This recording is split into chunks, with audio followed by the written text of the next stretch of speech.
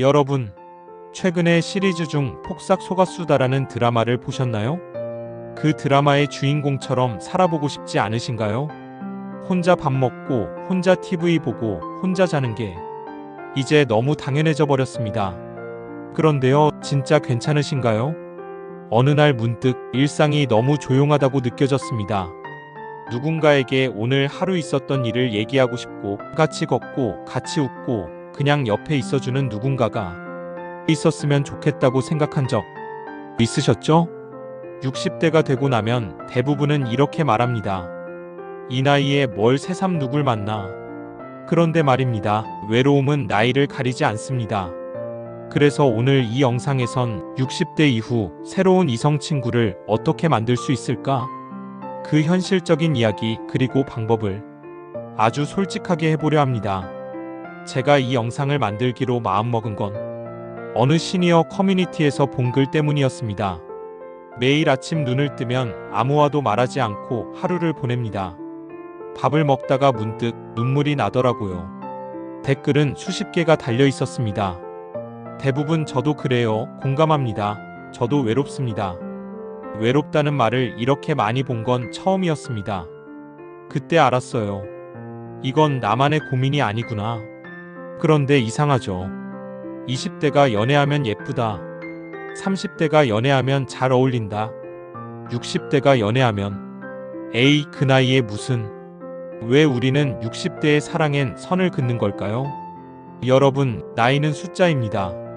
외로움은 감정이고 사랑은 여전히 필요한 관계의 시작입니다.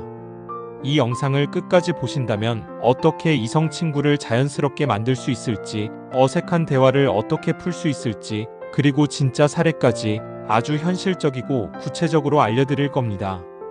막연한 희망이 아니라 실행 가능한 방법으로 보여드릴게요. 사실 처음엔 다들 망설입니다. 괜히 어색해지면 어떡하지? 내가 너무 나댄다고 생각하진 않을까? 그런데요, 실제로 이성 친구를 만들어 본 분들은 하나같이 이런 말을 하세요. 왜 진작 안 했을까? 지금부터 그 이야기를 차근차근 들려드릴게요. 남들 눈치 보지 마세요. 당신은 웃을 자격이 있고 누구보다 따뜻한 사람입니다. 그 시작은 생각보다 가까이 있습니다. 왜 외로움은 더 깊어지고 새로운 관계는 더 어려운가? 나이 들수록 외로움이 더 깊어집니다. 그런데 그 외로움, 혼자 있을 때보다 같이 있어도 더 외롭다는 게 문제입니다. 사람들은 많은데 내 얘기를 들어주는 사람은 없어요. 이 말 공감 가시죠? 친구가 있어도 가족이 있어도 마음을 나눌 누군가가 없으면 그건 진짜 혼자입니다.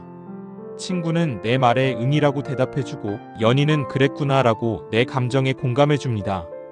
같은 대화 같지만 감정의 깊이가 다르죠. 60대 이후 이성 친구가 필요한 이유는 단순한 외로움이 아닙니다. 인정받고 싶고 존중받고 싶고 살아있다는 느낌이 들고 싶은 것입니다. 엄마가 왜 갑자기 이상한 데 빠졌나봐. 아버지, 그냥 조용히 계세요. 자녀가 걱정하는 척하며 뱉는 이 말들이 마음을 쿡쿡 찌릅니다. 그런데 한 가지 말씀드릴게요. 당신의 인생은 당신 겁니다. 자녀는 당신의 30년 중 20년을 함께 했을지 모르지만 앞으로 남은 20년은 누구의 허락 없이도 행복해도 됩니다. 시니어의 연애를 우스갯소리로 만드는 사회. 하지만 요즘은 다릅니다. 시니어 커플 유튜버, 연애하는 실버 세대, 데이팅 앱까지 이제는 노년의 사랑도 새로운 라이프 스타일이 되고 있습니다. 뒤처진 게 아니라 먼저 가는 겁니다. 사례를 들어보겠습니다. 62세 여성이 남편 사별 후 7년 만에 친구를 만났는데요. 이 사람이랑 대화하면 그냥 마음이 평안해져요. 다시 웃게 됐어요. 두 번째 사례입니다. 66세 남성이 퇴직 후 우울증 극복 계기입니다. 아침에 이유 없이 눈을 뜨고 싶어진 게 몇 년 만인지 모르겠어요. 이성 친구를 만들기 전에 나 자신을 준비하는 법. 상처 없는 사람 없습니다. 이혼, 사별, 외로움, 자식과의 거리. 이 모든 걸 안고 사랑을 시작할 수는 없습니다. 우선 내 마음부터 돌보는 게 시작입니다. 하루 5분 스스로에게 말 걸기. 나는 괜찮은 사람이다. 매일 3번 말하기. 나를 비난하는 말 대신 다독이는 말 습관. 잘 차려입는 사람은 자신을 존중하는 사람입니다. 머리를 자주 다듬고 옷의 다림질이 잘 돼 있고 손톱이 깔끔하면 그건 누구를 위한 꾸밈이 아니라 자기 자신을 위한 존중입니다. 건강도 마찬가지입니다. 꾸준히 운동하는 사람은 상대에게 나는 건강하게 오래 함께할 준비가 됐다는 메시지를 주는 거예요. 관계는 공감에서 시작되지만 지속은 취미에서 일어납니다. 독서 모임, 사진 동호회, 걷기 모임, 실버 합창단, 온라인 커뮤니티. 중요한 건 이성을 만나는 모임이 아니라 나를 즐겁게 만드는 모임에서 이성을 만나는 것입니다. 실제 시니어분들께서 이용 중인 커뮤니티입니다.